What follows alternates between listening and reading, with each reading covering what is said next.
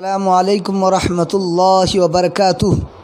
محترم سامعین کرام و ناظرین کرام، عید کے مسئلے پر آپ سب کے سامنے میں حاضر ہوا ہوں، اور دارالعلوم دیوبند والوں نے کیا مسئلہ عید کے بارے میں تحریر کی ہے اور اپنے فتوے کے اندر اپنے لیٹر پیڈ پر کیا مضمون انہوں نے ارسال کیا ہے، وہ آپ کے سامنے میں رکھنا چاہتا ہوں۔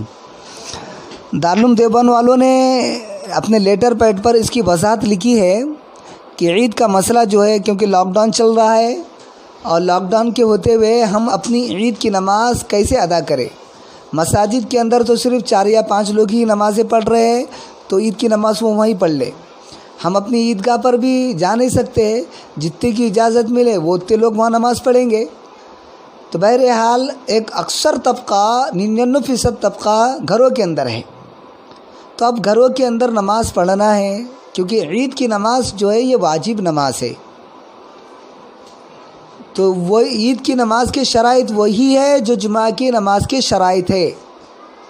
البتہ جمعہ کے اندر جو ہے خطبہ جو ہے نماز سے پہلے دیا جاتا ہے، اور عید کے اندر نماز کے بعد خطبہ دیا جاتا ہے۔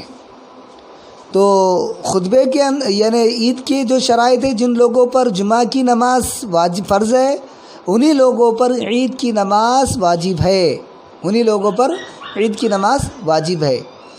عید کا مسئلہ جو ہے، تو دارالعلوم دیوبند والوں نے لکھا ہے کہ اپنے گھر کے اندر، صحن کے اندر جس طریقے سے آپ جمعہ کی نماز پڑھ رہے ہیں، اسی طریقے سے کم 4 افراد کا ہونا ضروری ہے۔ عید کی نماز کے لیے 4 افراد کا ہونا، یعنی 4 بالغ مرد کا ہونا ضروری ہے۔ ایک امام رہے اور 3 مقتدی رہے کم سے کم۔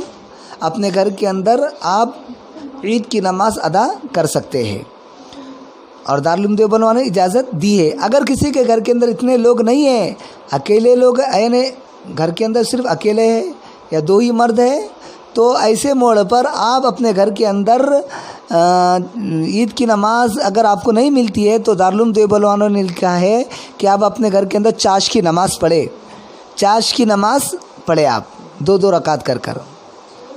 اور گھر کی جو خواتین ہیں وہ بھی گھر کے اندر نماز پڑھ لے، شکرانے کے طور پر پڑھ لے یا چاش کی نماز پڑھ لے، تو ان کے لیے بھی اجازت ہے۔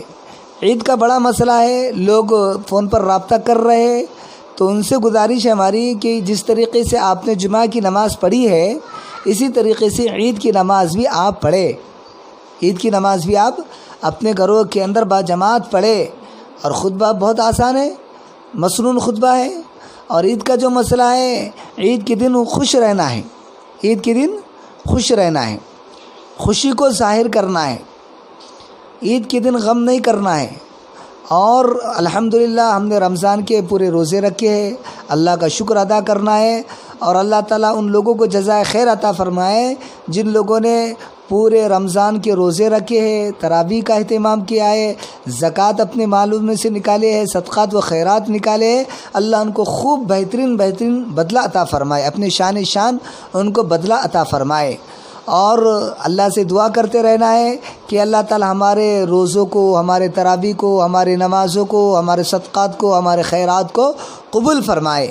اور عید کے جو مسئلے موٹے آپ سن لیں، عید کی سنتیں۔ عید کے اندر جو ہے اچھے کپڑے پہننا سنت ہے، نئے کپڑے ہونا ضروری نہیں ہے۔ جو آپ کے گھر کے اندر اچھے کپڑے، وہ کپڑے پہن کر آپ عید کی نماز پڑھے، غسل کرے، خوشبو لگائے، اور ساتھ میں ہم میٹھی چیز کھائے۔ جیسے ہم عیدگاہ کے اندر جاتے تھے، تو جانے سے پہلے عید کی نماز ہم کو میٹھی چیز کھاتے تھے، اسی طریقے سے نماز سے پہلے ہم کوئی میٹھی چیز کھا لے، اور ساتھ میں ہم تکبیر تشریف کے گئے، اللہ اکبر اللہ اکبر، لا الہ الا اللہ، اللہ اکبر وللہ الحمد۔ جو حضرات مساجد میں نماز پڑھ رہے ہیں، وہ مساجد میں جیسے عیدگاہ میں ہم جاتے تکبیر تشریف پڑھتے تھے، ایسے ہی یہ تکبیر پڑھے ہم، اللہ اکبر لا الہ الا اللہ، اللہ اکبر وللہ الحمد۔ اور ساتھ میں گھر کی جو خواتین ہیں وہ بھی ہم نمازوں کا اہتمام کریں۔ عید کے دن اپنے گھر کے اندر ہی شکرانے کے طور پر نماز پڑھے یا چاش کی نماز پڑھے آپ۔ تو یہی گزارشات ہے ہماری۔ اور عید سے پہلے جن حضرات نے ابھی تک صدقہ فطر ادا نہیں کیا ہے وہ عید کی نماز سے پہلے صدقہ فطر ادا کر لے۔ اتنی بات کہہ کر اپنی بات کو ہم ختم کرتے۔ باخر دعوانا الحمدللہ۔